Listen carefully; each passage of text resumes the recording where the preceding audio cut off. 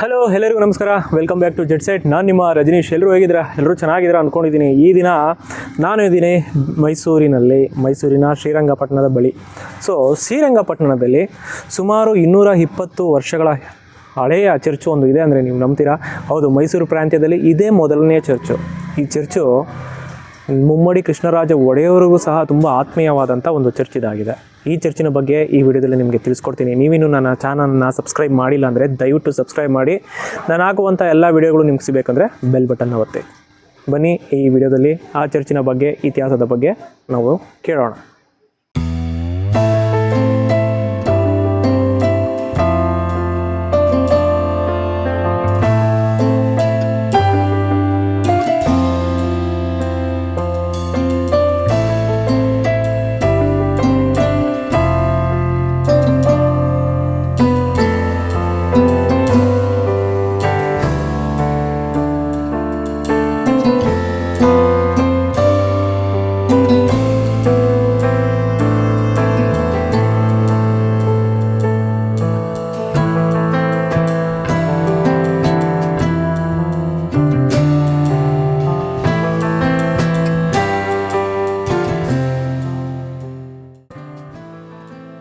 ಬೆಂಗಳೂರಿನಿಂದ ಸುಮಾರು 130 ಕಿಲೋಮೀಟರ್ ದೂರದಲ್ಲಿರುವಂಥ ಶ್ರೀರಂಗಪಟ್ಟಣ ಅಂದಿದ ತಕ್ಷಣ ಎಲ್ರಿಗೂ ನೆನಪಾಗೋದೆ ರಂಗನಾಥ ಸ್ವಾಮಿ ದೇವಸ್ಥಾನ, ಮತ್ತು ಪಕ್ಕದಲ್ಲಿರುವಂಥ ನಿಮಿಷಮ್ಮ ದೇವಸ್ಥಾನ. ಮತ್ತು ಶ್ರೀರಂಗಪಟ್ಟಣ ಒಂದು ಕಾಲದಲ್ಲಿ ಟಿಪ್ಪುವಿನ ಒಂದು ರಾಜಧಾನಿ ಆಗಿತ್ತು. ಅಲ್ಲಿ ನೀವು ಸಮ್ಮರ್ ಪ್ಯಾಲೇಸ್ ನೋಡ್ಬೋದು, ಆತ ಮಡಿದಂಥ ಜಾಗ, ಅವನ ಕೋಟೆ, ಮತ್ತು ಅವನು ಕಟ್ಟಿಸಿದಂಥ ಜೈಲು, ಪಕ್ಕದಲ್ಲಿ ನಿಮಗೆ ತ್ರಿವೇಣಿ ಸಂಗಮ, ಹೀಗೆ ಅನೇಕ ಸ್ಥಳಗಳನ್ನು ನೀವು ನೋಡ್ಬೋದು. ಆದರೆ ಅಲ್ಲೇ ಒಂದು 3 ಕಿಲೋಮೀಟರ್ ದೂರದಲ್ಲಿರುವಂಥ ಗಂಜಮ್ ಎನ್ನುವಂಥ ಒಂದು ಜಾಗದಲ್ಲಿ ಸುಮಾರು 225 ವರ್ಷಗಳ ಹಳೆಯ ಚರ್ಚ್ ಒಂದಿದೆ ಅಂದರೆ ನೀವು ನಂಬ್ತೀರಾ?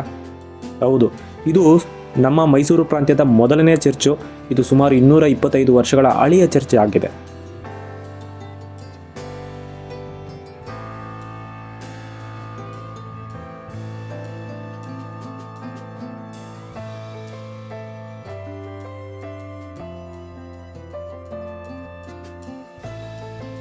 ಟಿಪ್ಪು ಸುಲ್ತಾನನ ಮರಣ ನಂತರ ಅಂದರೆ ಮೈಸೂರು ಆಂಗ್ಲೋ ಕದನ ಮುಗಿದ ನಂತರ 1800ರಲ್ಲಿ ಜೀನ್ ಅಬೆದುಬಿಯಾಸ್ ಇವರು ಫ್ರೆಂಚ್ ಪಾದ್ರಿಯಾಗಿರ್ತಾರೆ. ಇವರು ಮುಮ್ಮಡಿ ಕೃಷ್ಣರಾಜ ಒಡೆಯರ್ ಅವರ ಒಂದು ಪರ್ಮಿಷನ್ ತಗೊಂಡು ಇಲ್ಲಿ ಒಂದು ಚರ್ಚ್ ನಿರ್ಮಾಣ ಮಾಡ್ತಾರೆ. ಈಗ ಆಲ್ರೆಡಿ ಸುಮಾರು ಕತ್ಲಾಗೋಗಿದೆ, ನಮಗೋಸ್ಕರ ಚರ್ಚ್ ಓಪನ್ ಮಾಡಿದ್ರು. ಚರ್ಚಿನ ನಿರ್ಮಾಣ ಮಾಡೋದಕ್ಕೆ ಭೂಮಿನ ದಾನ ಮಾಡಿದ್ದು ಮುಮ್ಮಡಿ ಕೃಷ್ಣರಾಜ ಒಡೆಯರು. ಈ ಟಿಪ್ಪುವಿನ ಮರಣ ನಂತರ ಇಲ್ಲಿ ಅಬೆದುಬಿಯಾಸು ಇಲ್ಲಿರುವಂಥ ಕ್ರೈಸ್ತ ಭಕ್ತಾದಿಗಳಿಗೋಸ್ಕರ ಒಂದು ಚರ್ಚ್ ನಿರ್ಮಾಣ ಮಾಡ್ತಾರೆ. ಈ ಅಬೆದುಬಿಯಾಸ್ ಅವರು ಯಾರು ಅನ್ನೋದಾದರೆ, ನಮ್ಮ ಬೆಂಗಳೂರಿನ ಪ್ರಸಿದ್ಧವಾದಂಥ ಸೆಂಟ್ ಮೇರೀಸ್ ಬೆಸಿಲಿಕಾ ಚರ್ಚನ್ನು ನಿರ್ಮಾಣ ಮಾಡಿದಂಥ ಅದೇ ಅಬೆದುಬಿಯಾಸ್ ಅವರು ಈ ಚರ್ಚನ್ನು ಸಹ ನಿರ್ಮಾಣ ಮಾಡ್ತಾರೆ. ಇವರು ಕೇವಲ ಈ ಚರ್ಚ್ ಮಾತ್ರ ಅಲ್ಲ, ಹಾಸನದ ಕೆಲವು ಚರ್ಚ್ಗಳು ಮತ್ತು ಕೊಯಮತ್ತೂರಲ್ಲಿರುವಂಥ ಕೆಲವು ಚರ್ಚ್ಗಳು, ಅದೇ ರೀತಿ ಹಾಸನದಲ್ಲಿ ನಿಮಗೆ ತುಂಬ ಜನ ಕೇಳಿಪಟ್ಟಿರ್ಬೋದು ಫ್ಲೋಟಿಂಗ್ ಚರ್ಚ್ ಇದೆಯಲ್ಲ, ನೀರಲ್ಲಿ ಶೆಟ್ಟಿಹಳ್ಳಿ ಚರ್ಚ್ನ ಪ್ಲ್ಯಾನಿಂಗ್ ಮಾಡಿದ್ದು ಇದೇ ಅಬೆದುಬಿಯಾಸ್ ಅವರಾಗಿದ್ದಾರೆ. ಸೊ ನಾನು ನಿರ್ಮಾಣ ಅಂತ ಹೇಳಿದ್ದೀನಿ, ಕ್ಷಮೆ ಇರಲಿ.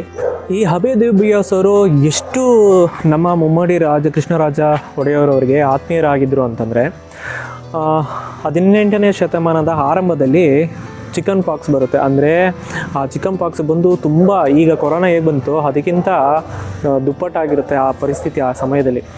ಆವಾಗ ಮುಮ್ಮಡಿ ಕೃಷ್ಣರಾಜ ಒಡೆಯವರಿಗೂ ಮತ್ತು ಅವರ ಕುಟುಂಬಕ್ಕೂ ಸೇರಿ ಸುಮಾರು 25,000ಕ್ಕೂ ಹೆಚ್ಚು ಜನ, 25,400 ಚೇಂಜ್ ಅಷ್ಟು ಜನಕ್ಕೆ ಅಬೆದುಬಿಯಾಸ್ ಅವರು ವ್ಯಾಕ್ಸಿನ್ ನೀಡಲು ಒಪ್ಕೊತಾರೆ. ಸೊ ಆ ಟೈಮಲ್ಲಿ ಅಷ್ಟು ಜನಕ್ಕೆ ಇವರು ವ್ಯಾಕ್ಸಿನ್ ಹಾಕ್ತಾರೆ ಅಂತಂದರೆ ಸಾಮಾನ್ಯವಾದ ವಿಷಯ ಅಲ್ಲ.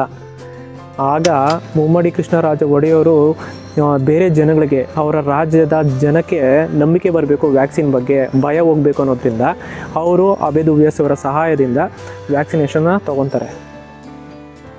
ಆ ಸಮಯದಲ್ಲಿ ಇದು ಒಂದು ದೊಡ್ಡದಾದಂಥ ಐತಿಹಾಸಿಕ ಕ್ರಾಂತಿ ಆಗುತ್ತೆ. ಯಾಕಂದರೆ 25,000ಕ್ಕೂ ಹೆಚ್ಚು ಜನಕ್ಕೆ ಮತ್ತು ಮಹಾರಾಜರು ಮತ್ತು ಅವರ ಕುಟುಂಬಕ್ಕೂ ಸೇರಿ ಒಂದು ಲಸಿಕೆಯ ಅಭಿಯಾನ ಮಾಡ್ತಾರೆ ಅನ್ನೋದಾದರೆ ಅಷ್ಟು ಸುಲಭವಾದ ಮಾತಲ್ಲ. ನೀವು ಈಗ ಚಿತ್ರದಲ್ಲಿ ನೋಡ್ತಿರುವವರೇ ಅಬೆದುಬಿಯಾಸ್ ಸ್ಥಳೀಯ ಜನರು ಇವ್ರನ್ನ ದೊಡ್ಡ ಸ್ವಾಮಿಗಳು ಅಂತ ಸಹ ಕರೀತಾರೆ.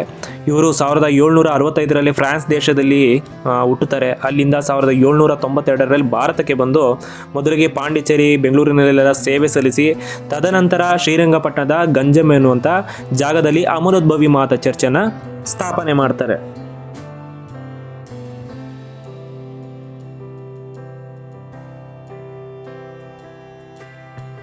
ಚರ್ಚಿನ ಆವರಣದಲ್ಲಿ ಸುಮಾರು 225 ವರ್ಷಗಳ ಹಳೆಯ ಒಂದು ಫ್ರೆಂಚ್ ಬೆಲ್ಲನ್ನು ಸಹ ನೀವು ನೋಡ್ಬೋದು. ಅಲ್ಲಿ ಚರ್ಚಿನ ಒಳಭಾಗದಲ್ಲಿ ಪತ್ರಿಕೆಗಳಲ್ಲಿ ಪ್ರಕಟವಾದಂಥ ಈ ಚರ್ಚಿನ ಬಗ್ಗೆ ತಿಳಿಸಿಕೊಡಲಾಗಿದೆ. ಹಾಗೆ ಹಿಂದ್ಗಡೆ ಅಬೆದುಬಿಯಾ ಅವರು ಇದ್ದಂಥ ಮನೆ ಸಹ ನೀವು ನೋಡ್ಬೋದು.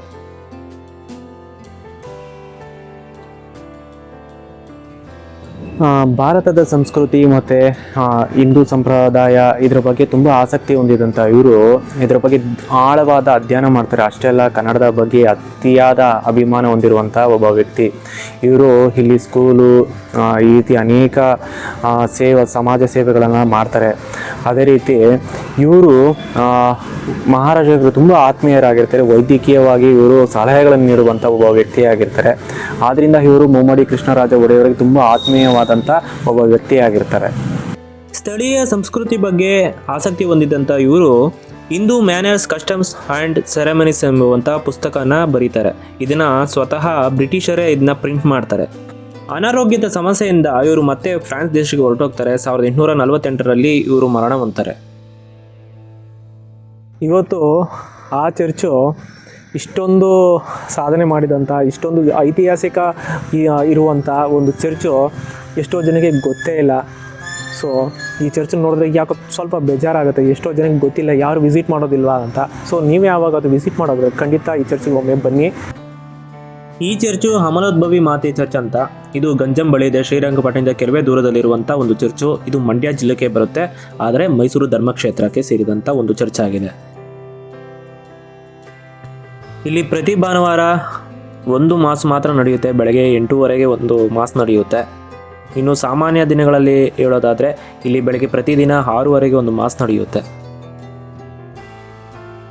ಸೊ ನೋಡಿದ್ರಲ್ಲ, 225 ವರ್ಷಗಳ ಹಳೆಯ ಚರ್ಚು. ಈ ಚರ್ಚಿನ ಬಗ್ಗೆ ನಿಮಗೆ ಇಷ್ಟ ಆಗಿದೆ ಅಂದ್ಕೊಂಡಿದ್ದೀನಿ. ನೀವು ಯಾವಾಗಾದರೂ ಶ್ರೀರಂಗಪಟ್ಟಣ, ಮೈಸೂರು ಕಡೆ ಬರೋ ಹೋಗಿದ್ರೆ ಈ ಚರ್ಚ್ನ ಒಮ್ಮೆ ಭೇಟಿ ನೀಡಿ. ಯಾಕಂದರೆ ಇದು ನಮ್ಮ ಕರ್ನಾಟಕದ ಮತ್ತು ನಮ್ಮ ರಾಜ್ಯದ ಐತಿಹಾಸಿಕ ಸ್ಥಳಗಳಲ್ಲಿ ಇದು ಸಹ ಒಂದು. ಯಾಕಂದರೆ ತುಂಬ ಕೊಡುಗೆ ನೀಡುವಂಥ ಒಂದು ಚರ್ಚ್ ಇದಾಗಿದೆ. ಸೊ ನಿಮಗೆ ಬೇಕಾದರೆ ನನ್ನ ಅಡ್ರೆಸ್ಸು ನಾನು ಡಿಸ್ಕ್ರಿಪ್ಷನಲ್ಲಿ ಹಾಕಿರ್ತೀನಿ. ಸೊ ಬನ್ನಿ, ನೀವೇನಾದರೂ ಇದ್ರ ಇನ್ಸ್ಟಾಗ್ರಾಮಲ್ಲಿ ನೀವು ಕಾಂಟ್ಯಾಕ್ಟ್ ಮಾಡ್ಬೋದು. ಸೊ ಮತ್ತಿನ್ಯಾಕೆ ತಡ, ಯಾವಾಗಾದರೂ ವಿಸಿಟ್ ಮಾಡೋಗಿದೆ ವಿಸಿಟ್ ಮಾಡಿ. ಸೊ ಇದಾಗಿತ್ತು ಈ ಚರ್ಚಿನ ವಿಡಿಯೋ.